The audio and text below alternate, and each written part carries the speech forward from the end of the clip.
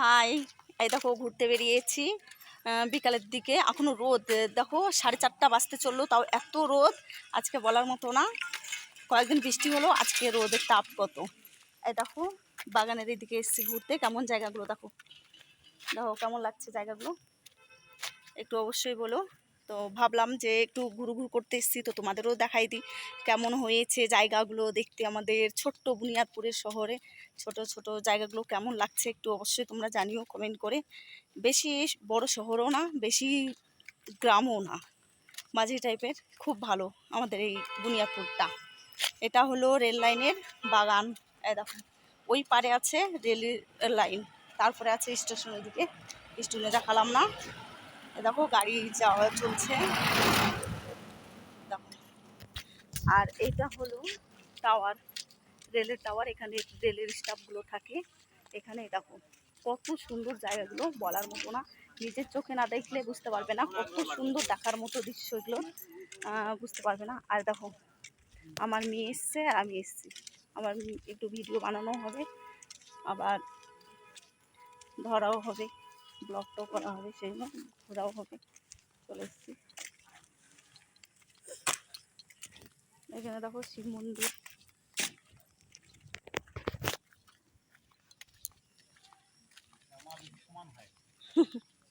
হ্যাঁ,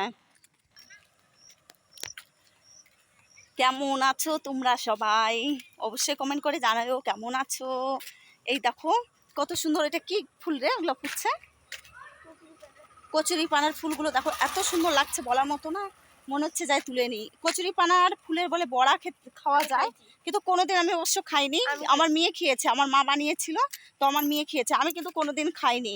যে কেমন লাগে না লাগে আমি এখনো খাইনি, ভাবি যে করব করব, কিন্তু কি বলতো আলসার জন্য করাই হয় না। যে এগুলো করব, যদি খেয়ে কোনো কিছু হয়, অসুস্থ হয়, এমনিতে ধরো দুনিয়ার সার মার জাতীয় যে কোনো খাবার তুমি নিয়ে আসো, শাক সবজি আগেকার মতো না, সবগুলোতে ধরো অনেক ধরনের জিনিস দেয়।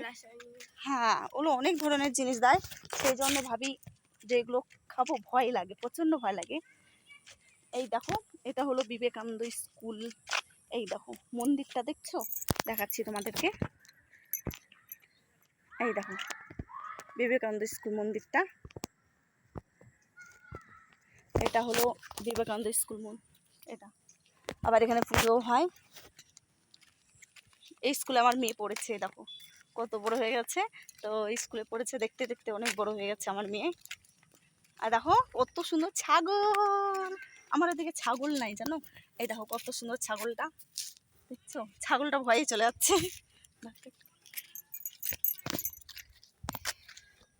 আজকে গরম লাগে গেল বাবা, হাঁটতে হাঁটতে গরম লাগছে।